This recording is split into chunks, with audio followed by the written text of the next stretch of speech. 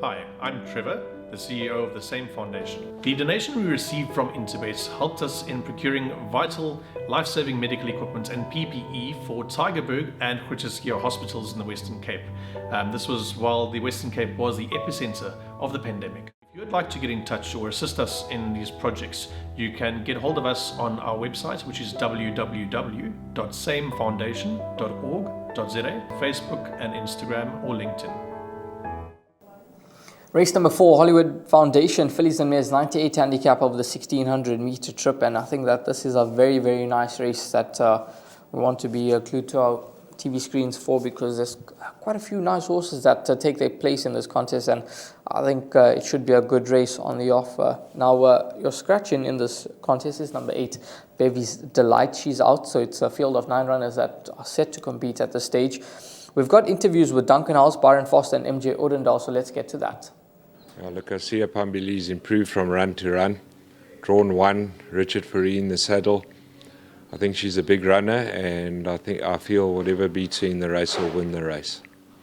Our Sensation Warren, he had his comeback run, or she had a comeback run the other day. It was a good run. Didn't really work out for her. She got pressed in front, and it probably nullified her kick a little bit up the straight. So it was a good run. Distance-wise, we have to bring her back to a mile, only because of the program. Would have probably preferred another run over a bit more ground, but it's just the way the program's mapped out. She's versatile, and one thing in her favour, if there's rain about, she'll really appreciate the bit of sting out the ground.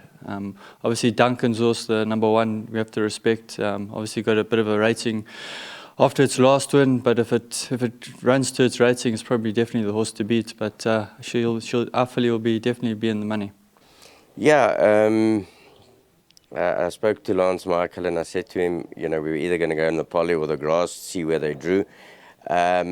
She's run twice over the distance. She's won twice over the distance. She's in a very, very good space. I'm actually looking forward to this race. Out of all the 3 runners, she's the one that gives you the most confidence. She's taken a bit of time to settle down, but a massive, massive runner. She's obviously up in class because she's got a lighter weight, but I've always wanted to test her against these type of horses over a mile, and I really think you'll see the true colours coming through. I think she's quite a classy filly. Yeah, lucky miss, she's done very well in her career. She's drawn a bit wide in this race. I think she could run into quartet. She can need a little bit of luck from the draw, but I would include her in quartet. Yeah, my comments are at the top of the start of this race. You can see why I say it's quite an interesting race and a nice race, because upbeat comments coming through from all the trainers, Byron Foster, Duncan Howes and MJ Odendaal, regarding their respective runners. So it doesn't make it easy. It's obviously a lot more tougher now. Asia Pambili, 5-2 into 22-10. She is the one that tops the boards. Dance Malord, 6-1 into 5-1. Lucky Miss, she's been steady at 5-1. Alphabetti, 5-1. 6-1 about Kayleen, and then it's 7-1. And Better Bar. Those, I think it's a type of race where you can make a case for most of the runners in this contest. But I'm going to start with number 1, Asia Pambili, because she's a horse that's just on the up. She's had 3 runs with Duncan Howes. She's won twice and she's run 1 second. She's gone from an 88 up to a 99 in the ratings. The handicapper gave us 7 points for her latest success. She won with quite a bit in hand on that day. It must be said. If you pull out that rerun and you have a look at her victory, it was effortless. Sean Veal barely moved on her and she got the job done. She's having a peak run, and you heard from Duncan Howes, big runner, whatever beats her will win. Pole position draw, she's got a lot in her favour and she's improving with every run. So she's no doubt the horse to beat, and I think if she happens to win this race, which I do believe she's got a big chance to, and the market suggests that, I think there could be quite a few nice races in mind for her going forward.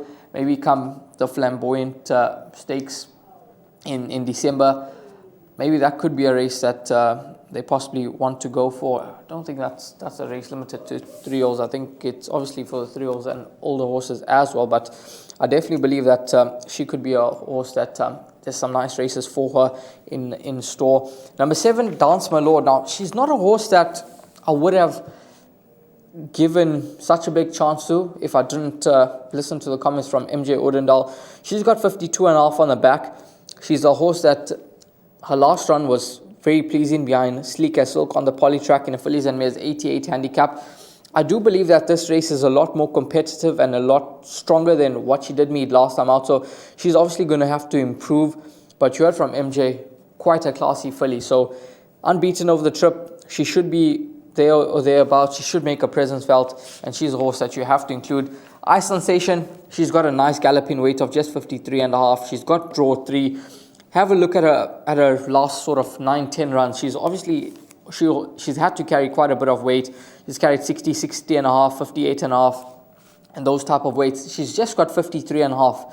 And if she's allowed to dictate on her terms, one thing is for sure. I think she'll be a hard horse to peg back, especially that she gets 6.5 kgs from Asiya Pambili.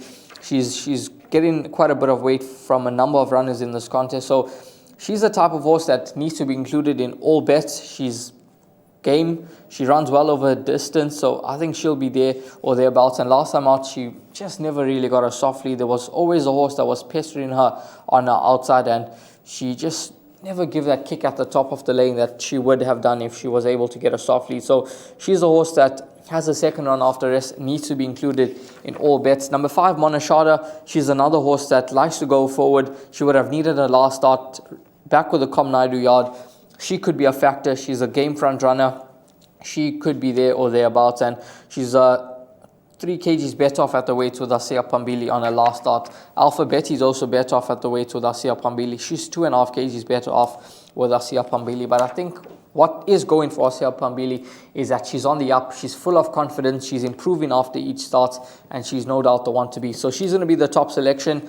Respect for number 3, Ice Sensation. Number 7, Dance My Lord. Number 5, Monashada. And number 10, Alpha Betty. All horses that have to be included into the mix. And even number 6, Bella Sicome, if she has to bounce back to some of her better form, especially at this track. 6 runs, 5 wins. She simply loves Hollywoodbets Greyville. She'll be a threat with 4 kgs off the back. But after all is said and done, place accumulators, I'm going to be with number 1, Asiya Pambili. I'm going to bank her in the PA. In terms of the buy pot, I would look to include a couple others. I'd include number 3, Ice Sensation, and number 7, Dance My Lord. And then in terms of the pick 6, I think one pick 6, you could take a chance and bank her, and then the other you could possibly look for a bit of cover. But I think she's fully on the up. I think there's some nice races that the Connections, Hollywood Syndicate and Duncan House could have in mind for, and she's obviously just getting better with racing, and I think there's quite a bit more to come. There's more upside to her than there is possibly with regards to the rest of the field. So I think she's the one that they all have to set their sights on.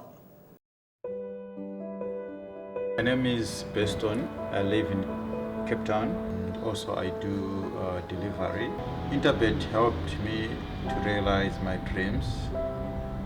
Now I have my own delivery vehicle, and I'm able to do the removal in and around Cape Town.